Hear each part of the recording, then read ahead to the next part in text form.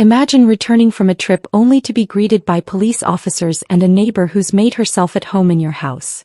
Lorraine Pritchard always claimed she could sense trouble before it arrived, but her definition of trouble was different from everyone else's. That sunny Friday in Scottsdale, Arizona, she was tending to her petunias when a dark SUV pulled up to the grandest house on Alder Bend Drive. She saw it as an intruder's vehicle and watched it come to a stop in front of the white stone mansion, a property she monitored more closely than her own. The driver's door opened and a tall man in a dark travel coat, sunglasses still on, stepped out, pulling a black carry-on behind him. His walk was slow but self-assured, like he belonged there. Lorraine saw it differently. Almost without thinking, she grabbed her phone, her mind filled with suspicion. 911, what's your emergency? There's a man about to break into a vacant house on Alder Bend Drive, she said, her eyes fixed on him. I think he's trespassing. Send someone now. Inside the SUV, Terence Blakemore had no idea his arrival from London would become a neighborhood spectacle. His body ached from the 10-hour flight, and all he craved was a shower and a decent meal. He'd come back 2 days early, hoping to surprise his fiancée and enjoy the peace of his own home. But before his suitcase even reached the driveway's smooth stones, he heard the faint sound of sirens getting closer. By the time he was at the front steps, flashing lights were already bouncing off the mansion's facade. 2 patrol cars screeched to a halt, their tires grinding on the curb. "Sir, please step away from the door," one officer commanded, a hand on his holster. Terence spun around, his eyebrows raised behind his sunglasses. "Excuse me? This is my house. We just need to ask a few questions," the second officer said calmly. "We got a call about suspicious activity from across the street." Lorraine stood with one hand shielding her eyes, her lips a tight line. She wasn't trying to hide her involvement. In her mind, she was the hero. "Suspicious activity?" Terence repeated, setting his bag down. "I just got back from a trip. I live here. You want to see my ID? Check my mail? I can unlock the door right now." The first officer glanced at Lorraine, then stepped closer. "Sir, we need to confirm your story. Can we see some identification and proof of residence?" Terence let out a slow breath, took out his wallet and handed over his driver's license. "Check the address, then check the deed. It's in my name." One officer went back to his car to verify the information. The other stayed close, his eyes scanning the property as if expecting another person to appear. A few neighbors, drawn by the commotion, stood at the edge of their lawns, whispering. "Sir, everything checks out," the officer said, returning the license. "Our apologies for the trouble. You're free to go inside." "Apologies." Terence's voice was sharp. "Who even made this call?" "I did," Lorraine said, stepping forward, her chin held high as if daring him to argue. "This house has been empty for days. I saw someone I didn't know, so I acted. That's what a good neighbor does." Terence stared at her, trying to process her audacity. "Unfamiliar? You've seen me before. I've lived here for years." Lorraine's face remained blank. "I don't keep track of every person who comes and goes. I thought you might be a trespasser." "On my own property?"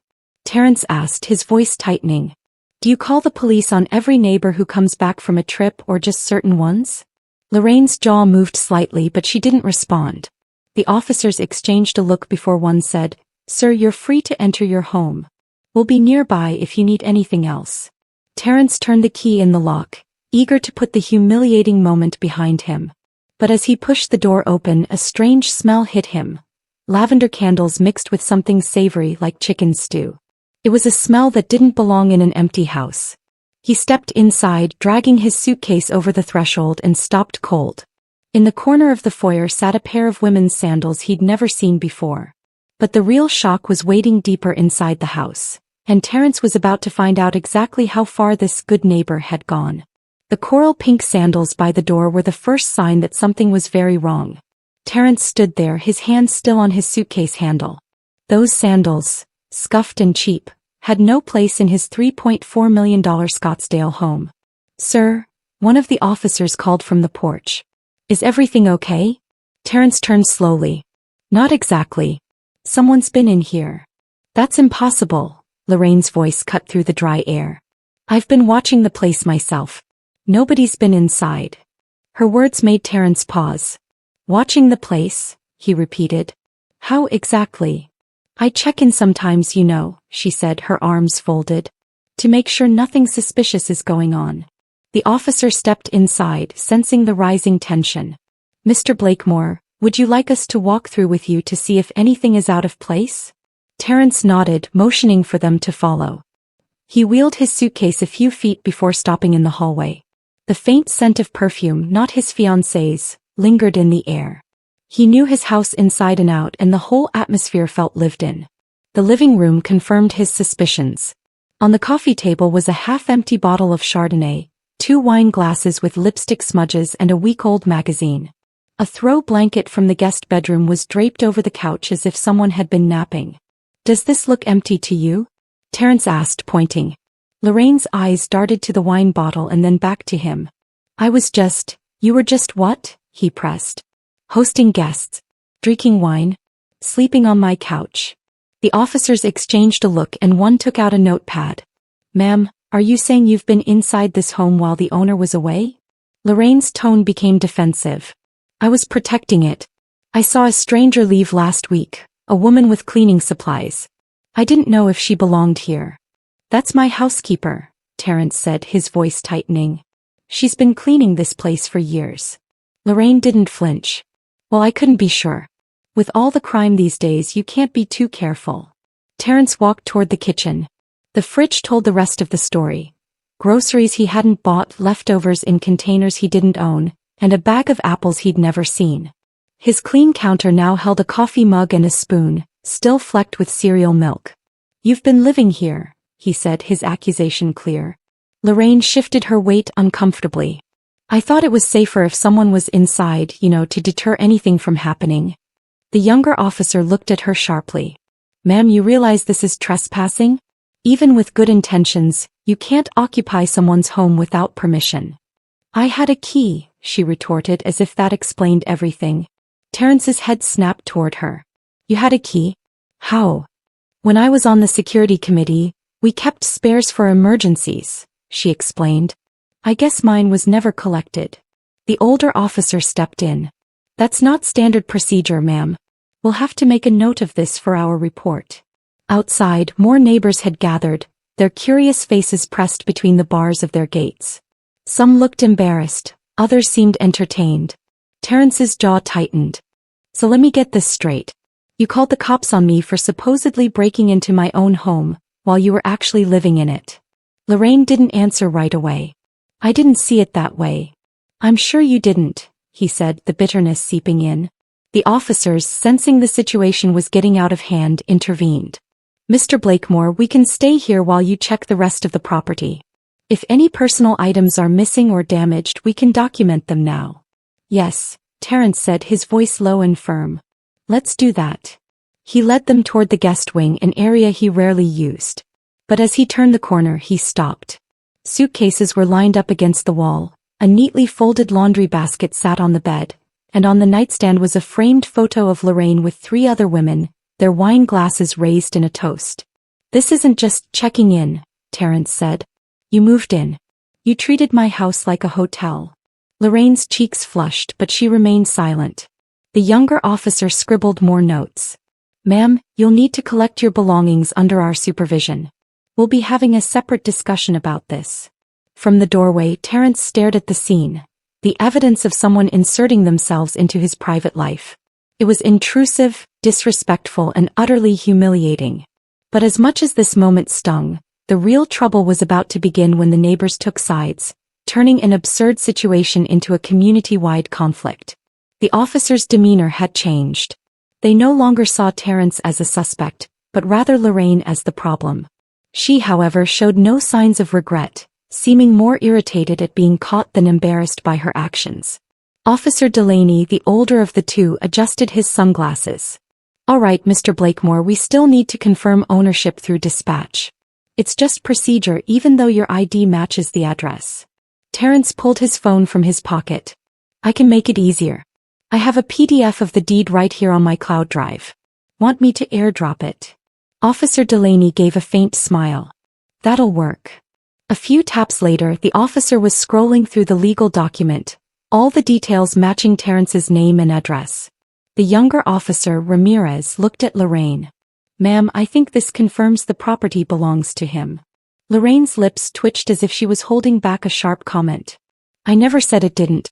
I said I was worried about strangers. That's all." "That's not all," Terrence shot back.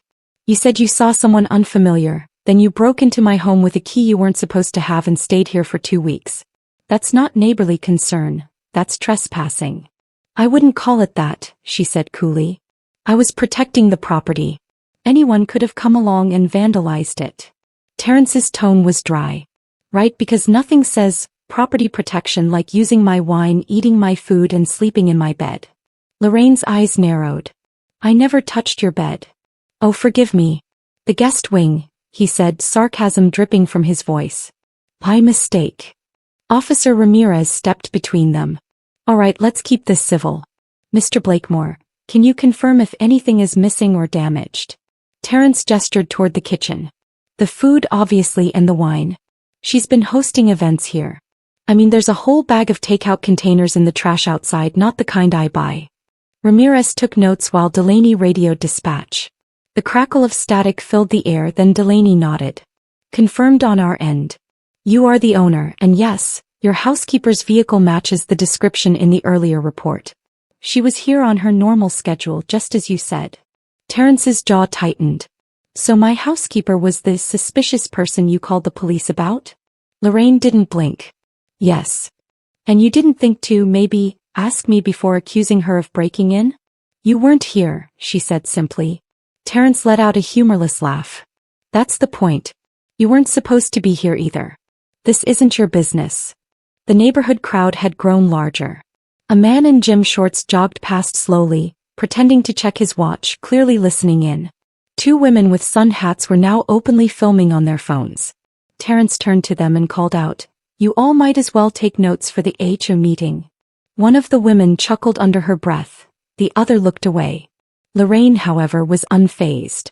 "I think most people here appreciate what I've done. Not everyone wants strangers hanging around an empty property." Terrence stepped closer, reducing the space between them. "You mean people you don't know, or people you've decided don't belong here? There's a difference." Lorraine's expression hardened, but before she could speak, Officer Delaney cut in. "We're not here to debate intentions. Here's what's happening. Mr. Blakemore, you're in the right. Ma'am, you need to leave immediately. If you refuse, we'll have to proceed with a trespassing charge." A flash of panic crossed Lorraine's face, quick but noticeable. She folded her arms tighter. "Fine. I'll leave, but I'm taking my things with me." "That's fine," Terrence said. "You can take what you brought. But if anything of mine is missing, we're filing charges." Lorraine shot him a glare but turned toward the guest wing to start gathering her belongings. The officers followed her, partly to supervise, partly to ensure it didn't become physical. Terrence stood in the living room, running a hand over his face. The initial adrenaline was gone, replaced by a deep frustration. He could already see how this would play out. The HOA politics, the gossip, the way stories get twisted. He muttered to himself, "She calls the cops on me and I'm the one explaining myself. Unbelievable." Outside, more cars slowed as drivers tried to get a look. A teenager on a skateboard rolled past, asking a neighbor loudly, "What happened?" The neighbor whispered back, gesturing toward the house. Terrence knew that by sunset, everyone within a few blocks would have their own version of this story. But if he thought the worst was over just because she was packing up, he was wrong. Lorraine wasn't leaving quietly, and the neighborhood was about to split into factions, as if on the brink of a suburban war. The sound of Lorraine's sandals slapping against the tile as she stormed toward the guest wing was intentionally loud, a clear message to him and anyone else listening. Terrence remained in the living room for a moment, trying to control his anger. But when he heard a drawer slide open in the distance, his patience snapped. "Hey!" he shouted, his voice echoing down the hall. "You don't need to go through my drawers. I'm just getting my things." Lorraine's defensive voice came back. The officers were with her, but even from the living room, Terrence could feel the tension. He decided to follow, his sneakers squeaking on the polished floor. The first thing he saw was a suitcase on the bed, but it wasn't just filled with her clothes. Half of it was taken up by bottles of wine, some still wrapped in his tissue paper from his own cellar. There was also a stack of his dinner plates, separated by bubble wrap. Terrence stopped in the doorway, his eyes narrowing. "You're packing my stuff." Lorraine didn't turn around. "I was holding on to these for safekeeping." Safekeeping? Terrence's tone sharpened. "That's my 2015 Cabernet Reserve, and those plates are from my grandmother's set. Safekeeping means keeping them in my house, not in your suitcase." Officer Ramirez quickly stepped in. "Ma'am, that's not your property. Please put it back immediately." Lorraine sighed loudly as if this was an unreasonable request. "Fine. But if something had happened to them while you were gone, you'd be thanking me." Terrence didn't even respond, his eyes scanning the rest of the room. The guest bathroom was full of toiletries he hadn't bought. A makeup bag sat on the counter and a new bathrobe hung on the back of the door. He turned to Officer Delaney. "Do you see this? She's been living here, not just checking in. Living here full-time." Delaney nodded, jotting more notes. "We'll document all of it." That's when Terrence noticed something else. A stack of envelopes on the nightstand. His mail. He walked closer and flipped through it, seeing his name and address on every single one. Credit card statements, a bank notice, even a letter from his insurance company. "You've been opening my mail?" he asked, looking directly at her. Lorraine finally turned, meeting his eyes without flinching. "I was making sure there wasn't anything urgent. You should be grateful I caught that late fee notice before it got worse." Terrence let out a sharp laugh. "Grateful? You've been going through my private information. Do you not see how insane this is?" Lorraine's expression didn't change, but the officer's silence made it clear they were just waiting for this to end. Then came the final straw. When Terrence walked into the adjoining sitting area, he stopped dead. His favorite leather armchair from his home office was there, but it wasn't in the condition he'd left it. The seat was covered in crumbs and the side table had a wine ring etched into the wood. "All right, that's it," he said, shaking his head. "Officers, I want this documented. Everything. Every glass, every bottle, every piece of mail. I don't care how small it is." Ramirez nodded. "We'll take a full inventory before she leaves." Lorraine muttered something under her breath, but when Terrence asked her to repeat it, she stayed quiet. That's when a neighbor, a woman in a wide-brimmed hat, appeared at the doorway. "I heard what was going on," she said softly. "You should know she's been telling people you abandoned the place. Said you were barely here and it was better for someone to look after it." Terrence stared at her. "She said what?" The woman nodded. "Some people believed her, some didn't. But she's been pretty vocal about it." Terrence felt the atmosphere shift. This wasn't just about his home anymore. It was about his reputation in a neighborhood where gossip spread faster than truth. Officer Delaney's voice broke the moment. "Let's keep moving, ma'am. Gather the rest of your things and go outside." Lorraine glanced at the neighbor in the doorway, then at Terrence and smirked. "Looks like the whole block is interested now." Terrence didn't reply. His mind was already racing, picturing the conversations happening behind closed doors. The version of the story that would spread before the night was over. But what he didn't yet realize was that the neighbors weren't just talking. They were choosing sides. The neighborhood was about to be split into factions, the start of some suburban conflict. By the time Lorraine had piled her things in the foyer, the story had already spread beyond Alderbend Drive. People were showing up from 2 streets over, strolling past the mansion as if they'd suddenly taken up evening walks. Some nodded to the officers, others whispered behind cupped hands. Terrence stood with his arms crossed, watching Lorraine arrange her belongings in the most noticeable way possible. 3 suitcases, 2 tote bags, a quilt, and a grocery bag hastily filled with whatever she could grab. "Don't you think this is humiliating enough?" Terrence asked, gesturing to the growing audience. Lorraine zipped her largest suitcase without looking up. "I don't feel humiliated. I was doing the right thing." "The right thing?" Terrence's laugh was sharp. "You called the police on me, told my neighbors I abandoned my home and threw wine nights in my sunroom. What part of that is the right thing?" Lorraine finally looked at him, her chin slightly raised. "You're welcome, by the way. If I hadn't been here, who knows what could have happened. You think your housekeeper could have stopped someone from breaking in?" "My housekeeper has a job here." "You don't," Terrence shot back. "And you weren't protecting anything. You were making yourself comfortable." She glanced at the officers as if expecting them to intervene. "I didn't break in," she said firmly. "I used a key. A key that was given to me when I was on the HOA security committee. Which you should have returned years ago, Terrence said. Holding on to it wasn't some neighborhood duty. It was you keeping away to get into other people's homes. Officer Delaney spoke up. Ma'am, having unauthorized access to someone's property isn't legal, no matter how you justify it. Lorraine folded her arms. I don't care what you call it. I know this neighborhood better than anyone. I've lived here 20 years. I've seen people come and go, renters trashing lawns, delivery guys casing houses. I know what to look for. You don't look for things by moving in, Terrence said, his voice rising. Lorraine shrugged. Sometimes you have to take action. You were gone, the house was empty. A woman was leaving with bags of stuff. My cleaning lady was leaving with laundry because she cleans my house, Terrence interrupted. Lorraine ignored him and kept going. And I thought, not on my watch. So I started coming by. At first just to check. Then I realized it would be safer if someone stayed.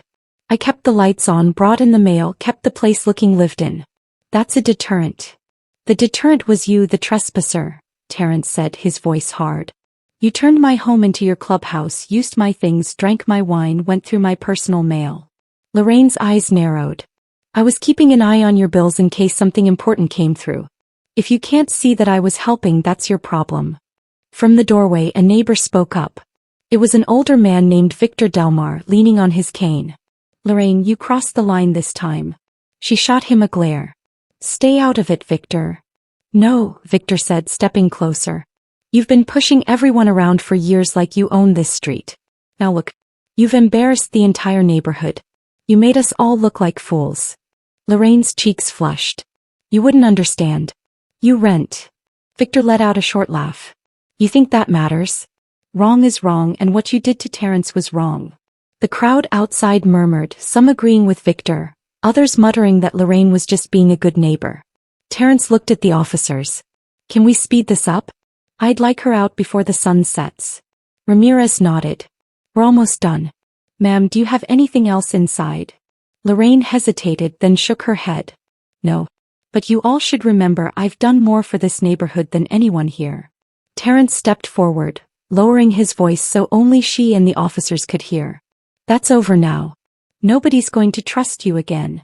Lorraine's eyes met his, and for the first time there was no smugness, just a flash of something else, maybe resentment or even fear. But as she stepped out into the desert sunlight with her bags, the tension didn't leave with her.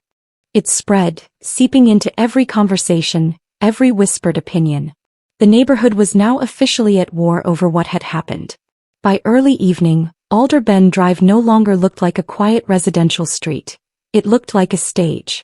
Every lawn had its own audience, from couples on porch railings to retirees in lawn chairs sipping iced tea.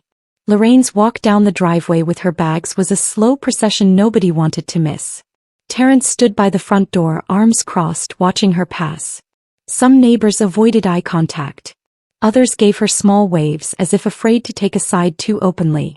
But there were a few, mostly the people who always backed her in HOA meetings, who nodded in approval, murmuring things like, "We know you meant well."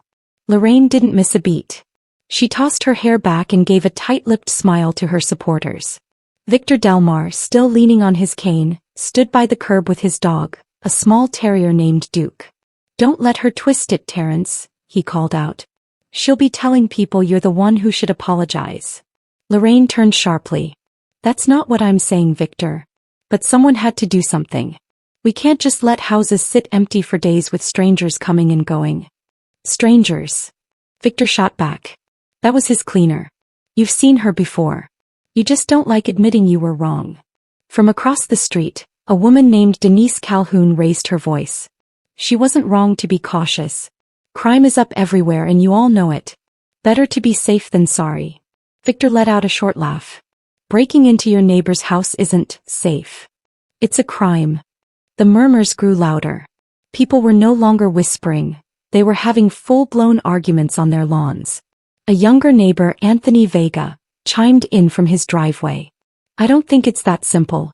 Maybe Lorraine went too far, but she's not a burglar. She's been here forever. She looks out for the place." "She looks out for herself," Victor countered. "This isn't the first time she's crossed a line. Remember when she told the delivery guy to leave because she didn't recognize him? The poor kid lost his job over it.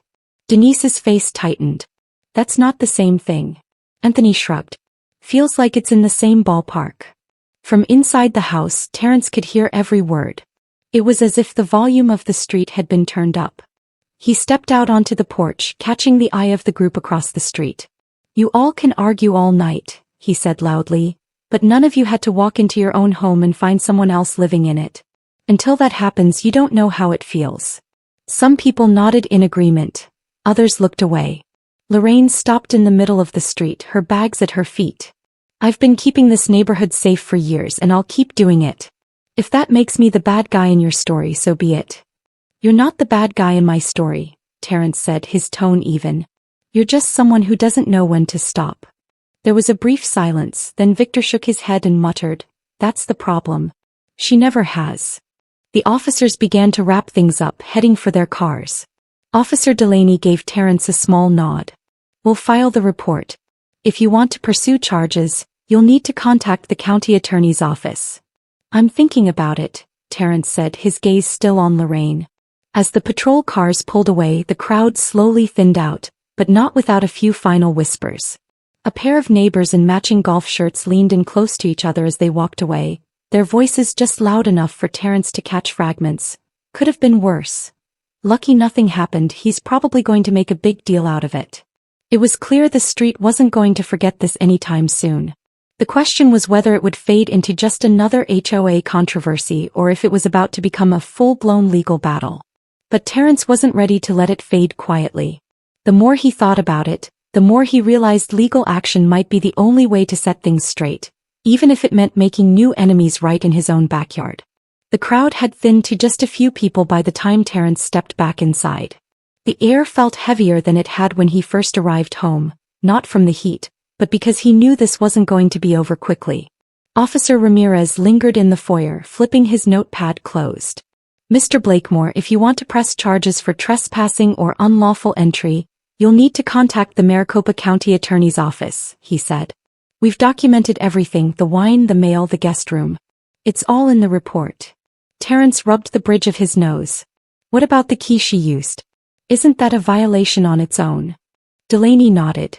It can be considered unlawful possession of a key, especially since she was no longer on the HOA committee. But that would probably be included in the trespassing charge. What's the process? Terrence asked. You go to the county office, file the complaint, and they decide whether to prosecute. Given the documentation, it's a strong case. But I'll be honest, it'll be public. Neighbors will know. This won't stay private, Delaney said. Terrence gave a dry laugh. It's already public. Half the street was out there. Ramirez slipped his pen into his pocket.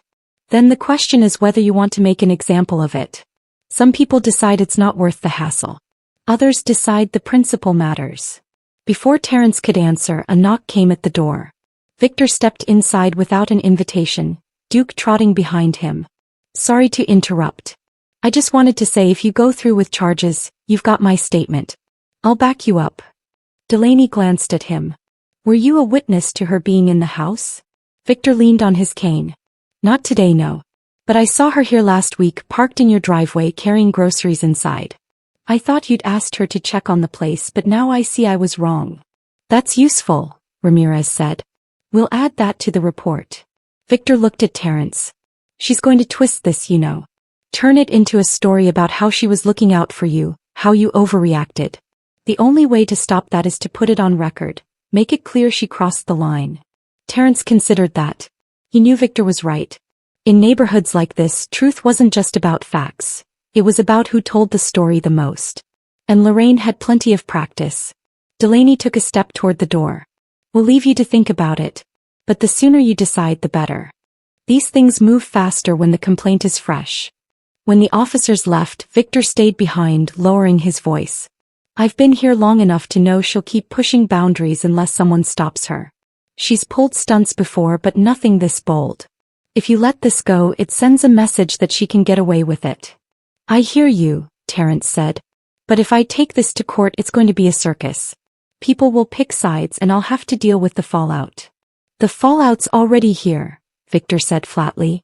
You've got half the street whispering that you're ungrateful for her protection. The other half is furious on your behalf. That's a division she caused, not you. Terrence leaned against the doorway, staring at the line of pavers leading to the street. I just got home, man. I didn't want any of this, and now I'm talking about court. That's the thing about people like her, Victor said, adjusting his grip on the cane. They don't think about the mess they leave behind. They think about how it makes them look in the moment. You either set boundaries now or you spend the rest of your time here reacting to her. Terrence nodded slowly. He knew Victor was right. This wasn't just about Lorraine anymore. It was about every neighbor watching to see how far they could push without consequences. All right, Terrence said finally. I'll call the county office Monday morning. Victor gave a small nod of approval. Good. I'll walk you through what to expect. As Victor left, Terrence looked around his foyer. The wine glasses were still on the coffee table, lipstick stains catching the light. His grandmother's plates were back in the cabinet, but it didn't change the fact that someone had treated his home like their personal playground. Deciding to press charges was one thing. Confronting Lorraine about it face to face was another. And that moment was coming a lot sooner than Terrence thought. Terrence didn't expect to see Lorraine again that same weekend. He figured she'd retreat, lick her wounds, and start spreading her version of events. But on Sunday morning, as he stepped outside to get the paper, there she was, standing at the end of his driveway with her arms folded, as if she had every right to be there. He paused mid-step. You're lost. Lorraine shook her head. No. I'm here to clear the air before you make a mistake. Terrence walked toward her slowly. The only mistake would be letting this go. She tilted her head. So it's true? You're going to try and press charges. That's the plan, he said flatly. I've already spoken to the police about it. Her eyebrows arched slightly. You really want to go down that road? You think it's going to make you look like the reasonable one? I don't care how it makes me look, Terrence replied. What I care about is making sure you never pull this stunt again with me or anyone else. Lorraine took a step closer, lowering her voice. You think you're the first person to try and stand up to me in this neighborhood? They either move or they learn to keep quiet. You should think carefully about which one you want to be. He let out a short, humorless laugh. So you're actually threatening me now? It's not a threat, she said, her tone calm. It's a reality check. People here trust me. I've been part of this community for decades. You've been here what for years? 5. He said. And in those 4 years, I've managed to live here without breaking into someone else's house and throwing wine parties. Lorraine's jaw tightened. You're exaggerating. Really? You want me to list everything you did? You called the police on me for being in my own home. You told neighbors I abandoned the place. You used my kitchen, my wine, my guest room. You went through my mail, and you expect me to treat you like some misunderstood do-gooder. Lorraine shifted her stance, crossing her arms again. I made a judgment call. You might not like it, but it came from a good place. We've had break-ins in nearby neighborhoods. People have been targeted. That's not what this was, Terrence said firmly. You weren't preventing a crime. You were taking advantage of an opportunity. And you're mad because you got caught. Her eyes flashed, but she didn't speak right away. Instead, she looked toward the houses on either side, both of which had blinds tilted just enough to catch a glimpse of the exchange. You think they're all going to back you? She asked finally. Some will, sure. But others will think you're overreacting. They'll remember you as the guy who dragged a neighbor into court instead of handling it privately. Terrence didn't flinch. Good. Let them remember me as the guy who didn't let someone walk all over him. Lorraine gave a small, dismissive laugh. You'll regret it. Court is messy. You'll lose time, money, and maybe even friends here. I'd rather lose a few fake friends than let you think this is acceptable, he said. For a moment they just stared at each other, the air between them tense. The sound of a lawnmower in the distance cut through the stillness. Then Terrence stepped past her, heading for the mailbox. We're done here, Lorraine. If you have something to say, you can say it to my lawyer. She turned as he walked away. You'll see, Terrence. People will take my side. They always do. He didn't look back. Not this time. She stood there for another few seconds before finally picking up her pace and walking down the street, her sandals clicking against the pavement. From the porch across the street, Victor called over. She bothering you again? Terrence shook his head. Not anymore. She just doesn't know it yet. But as much as that conversation felt like a final word, it wasn't. The consequences of that confrontation were about to ripple through every HOA meeting, barbecue, and casual chat in Maple Crest. And the fallout wouldn't stop at harsh words. On Monday morning, Terrence followed through. He drove downtown to the Maricopa County Attorney's office with the police paperwork in hand and filed the official complaint. The woman at the counter took the documents, stamped them, and explained the process in a matter-of-fact tone. The case would be reviewed, and if approved, Lorraine would receive a summons. Trespassing, unlawful possession of a key, and possible tampering with mail were all on the table. It was an anticlimactic moment, not a dramatic one, just a quiet signature that set the legal wheels in motion. But Terrence knew the real drama would play out back in the neighborhood. By Tuesday evening, word had spread like wildfire. Lorraine hadn't been served yet, but she clearly knew something was coming. When Terrence stepped outside to take the trash bins to the curb, he spotted her at the corner, talking to Denise Calhoun and two other women. Their body language said it all. Heads tilted in, hands gesturing. Lorraine's voice carried just far enough for him to catch fragments. "He's making a big deal. All I did was try to help. He's blowing it out of proportion." Denise saw him and offered a tight smile, but the others didn't bother. Victor wandered over, Duke trotting behind him. "She's been on a campaign," he said quietly. "Telling people you're suing her out of spite." Terrence smirked. Spite would be buying her house and painting it neon orange. This is just accountability. The real turning point came at the next HOA meeting that Thursday. Normally, the monthly meetings were boring affairs about landscaping budgets and pool maintenance. But that night, the community room was packed. Folding chairs lined every wall and people were standing in the back. The president, a mild-mannered man named Raymond Klein, tried to start the agenda, but Lorraine raised her hand before he could finish the first item. "I'd like to address the smear campaign going on against me," she announced. Raymond sighed. "Lorraine, this isn't, it is a true business," she insisted. "One of our members is attempting to drag me into court over something that was clearly a misunderstanding. I acted in the best interest of this community." A few murmurs of agreement floated through the crowd, but just as many heads shook. Terrence stood up. "Since you're talking about me, let's be clear. You lived in my home without permission for nearly 2 weeks. You used my belongings, drank my wine, opened my mail, and told people I abandoned my property. That's not a misunderstanding." "You weren't here," Lorraine said, folding her arms. "And that gives you the right to move in?" Terrence shot back. "You called the police on me for being in my own house, then you acted like you were doing me a favor." Victor's voice came from the back. "He's right. I saw you going in and out of his place while he was gone. You weren't just checking on it, you were living there. That opened the floodgates." Another neighbor, a quiet woman named Iris Moreno, spoke up. "She told me he'd given her permission. That's the only reason I didn't say anything." Gasps and murmurs spread through the room.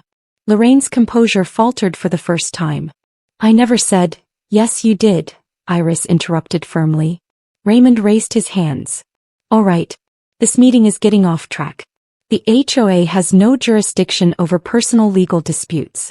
Whatever's happening between you two will be decided outside this room." Lorraine sank back into her seat, but the damage was done. The looks from the crowd told Terrence that at least half of them now doubted her version of events. The next morning, the official papers were delivered to her. Terrence didn't see it happen, but Victor did, and he made a point of telling him. Coria came by around 10. She wouldn't take the envelope at first, had to be told twice it was a legal document. Over the next few days, Lorraine was noticeably quieter. No more standing at the corner to chat, no more walking the street like she was on patrol. She still had her loyal few, but their conversations were now held behind closed doors. Terrence meanwhile felt a shift. Neighbors who had stayed neutral started giving him nods, short greetings, and even words of support. He wasn't naive. He knew not everyone had changed their mind, but the balance had tipped. By the time his attorney called to confirm the first hearing date, he felt something he hadn't since arriving home that Friday afternoon: control over the situation. But while the legal process would play out in court, the personal side of this battle had already left its mark. Terrence knew he'd never see his neighborhood, or some of its residents, the same way again. The first hearing was brief. Lorraine appeared in a navy pantsuit, her expression carefully neutral, but she avoided looking directly at Terrence. The judge didn't make any big decisions that day. It was mostly procedural. But the message was clear. The case was moving forward. Walking out of the courthouse, Terrence felt lighter, but not because of any victory. It was the realization that he'd done something a lot of people avoid. He'd pushed back even when it meant stepping into an uncomfortable spotlight. Back in the neighborhood, the atmosphere had changed. The tension was still there, but quieter, like a storm that had moved further down the horizon. Some neighbors stopped by to talk. Not long conversations, just quick check-ins as if they wanted him to know they'd noticed. Others kept their distance. Lorraine herself was almost invisible. Her once daily neighborhood walks were now quick trips from her front door to her car. One evening, Victor came over with Duke. They sat on the back patio as the desert sun dropped low behind the palm trees. "You know," Victor said, "people think it's just about the legal stuff. But what you did, it's about drawing a line. Once you make it clear where that line is, people think twice before crossing it." Terrence nodded. "I didn't want this fight. I just wanted to come home. But the more I thought about it, the more I realized if I let this go, I'm basically saying it's okay for someone to decide my boundaries for me." "That's the thing," Victor said. "If you don't define your boundaries, someone else will." Terrence thought about that for a long moment. The entire situation had been exhausting. The police, the gossip, the legal steps. But it was also a mirror. It made him see how quickly assumptions can be turned into stories, and how those stories can harden into reputations if they're not challenged. The next HOA meeting was noticeably calmer. Lorraine was there, sitting quietly in the middle row. She didn't speak, didn't argue, didn't interrupt. A few people glanced at her, but most kept their eyes on the agenda. Whatever her version of damage control had been, it was clear the power she once had in the room wasn't the same anymore. Afterward, as people were leaving, Terrence caught sight of her near the door. She met his eyes for a split second before looking away. There was no nod, no forced smile, just silence. And in that silence he realized something. He didn't need her apology. What he needed was exactly what he'd gotten: the space to live in his own home without interference. That night, Terrence poured himself a glass of wine, his wine, and sat in the same sunroom where Lorraine had once hosted her ladies' night. The house felt different now, not just because it was his again, but because he'd reclaimed it in every sense. He knew there would still be whispers and that some people would always see him through the lens of this incident. But that was fine. He couldn't control their stories, only his own. And that's the thing about situations like this. People will tell you to let it go, to keep the peace, to avoid rocking the boat. But peace without respect isn't peace. It's just quiet resentment. Respect comes from knowing when to stand your ground, even when it's uncomfortable, even when it costs you. If there's one lesson here, it's this: protect your space. Not just your physical space, but the boundaries that keep your life yours. The moment you let someone else decide where those boundaries are, you've already given up more than you realize. So the next time someone oversteps, whether it's a neighbor, a coworker, or even a friend, remember you have a right to say, "This is where it stops." And if you've stuck with me through this story, I'd like to hear what you think. Have you ever had to deal with someone who crossed the line, and how did you handle it? Leave your thoughts below because these conversations matter. Don't forget to subscribe so you don't miss the next story. The kind that makes you think, makes you feel, and maybe even makes you see your own life a little differently. Because sometimes the biggest battles aren't fought with fists or headlines. They're fought in the everyday moments when you decide that enough is enough.